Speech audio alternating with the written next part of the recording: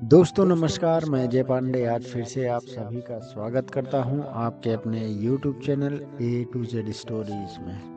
दोस्तों, बेटी का इंतजार हिंदी पारिवारिक कहानी है। अगर आपको अच्छी लगे तो कृपया मित्रों में ज़रूर शेयर करिएगा।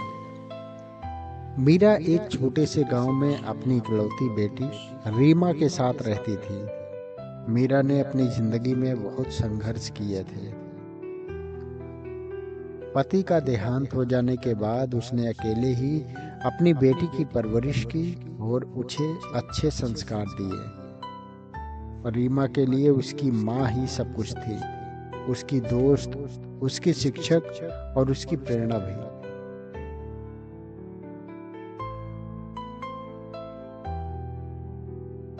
दोस्तों, मीरा ने रीमा को अच्छी शिक्षा दिलाने के लिए अपनी सभी जरूरतों को हमेशा नजरअंदाज किया ताकि रीमा के सपने पूरा हो सकें। जैसे जैसे रीमा बड़ी होती गई, उसके अंदर पढ़ाई के प्रति रुचि और मेहनत बढ़ती गई।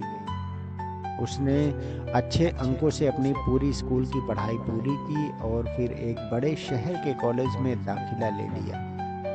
रीमा का शहर जाकर पढ़ाई करना उसकी माँ के लिए बहुत गर्व का विषय था, लेकिन यह उससे दूर होने का दर्द भी लेकर आया। मीरा ने दिल पर पत्थर रखकर अपनी बेटी को शहर भेजा ताकि वो अपने सपने को पूरा कर सके और एक उज्जवल भविष्य बना सके। रीमा के जाने के बाद मीरा का जीवन जैसे ठहर सा गया। हर दिन वह रीमा की आवाज सुनने के लिए उसका फोन का इंतजार करती रहती थी। कभी कभी रीमा पढ़ाई में व्यस्त होने के कारण कॉल नहीं कर पाती तो मीरा निराश हो जाती, लेकिन फिर खुद को समझा लेती कि उसकी बेटी अपने भविष्य के लिए मेहनत कर रही है।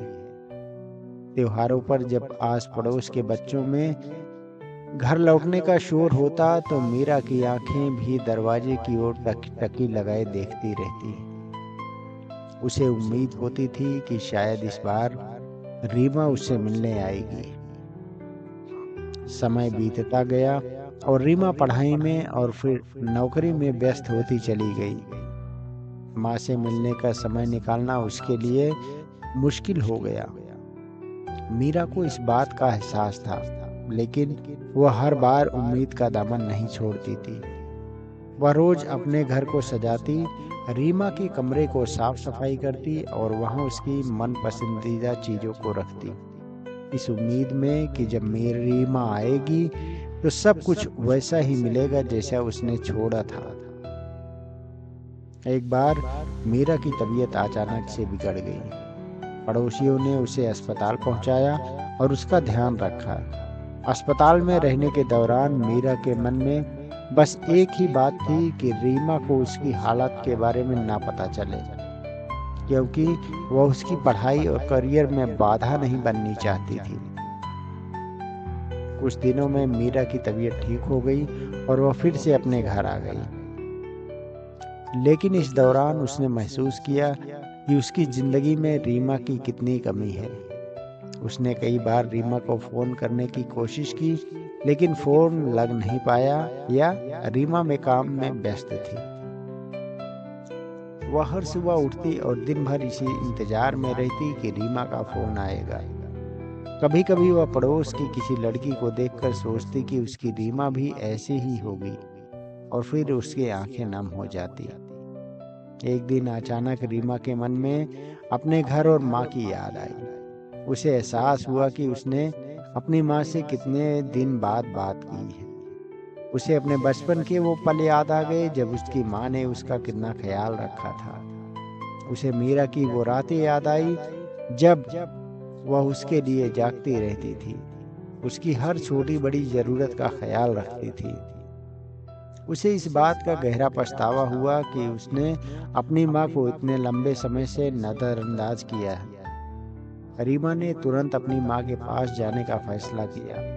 उसने अपनी नौकरी से छुट्टी ली और बिना किसी को बताए गांव के लिए रवाना हो गई। जब रीमा गांव पहुंची और उसने अपने घर का दरवाजा खटखटाया तो मीरा की आंखों में खुशी के आंसू छलक पड़े। उसने अपनी बेटी को गले लगाया और दोनों माँ बेटी एक दूसरे से लिपट कर रोने लगी। रीमा ने माँ से माफ़ी मांगी और वादा किया कि वह अपने काम में माँ को कभी नज़रअंदाज नहीं करेगी। मीरा ने अपनी बेटी को इस तरह अपने पास देखकर खुद को सबसे खुशकिस्मत समझा। उसने रीमा को उसके कमरे में ले जाकर सब कुछ दिखाया कि जैसे वह उसकी हर चीज को संभालती थी, वैसे ही माँ ने भी हर एक चीज को संभाल कर रखी है। उस दिन रीमा को एहसास हुआ कि दुनिया में माँ का प्यार सबसे अनमोल होता है और माँ का इंतजार सबसे लंबा होता है।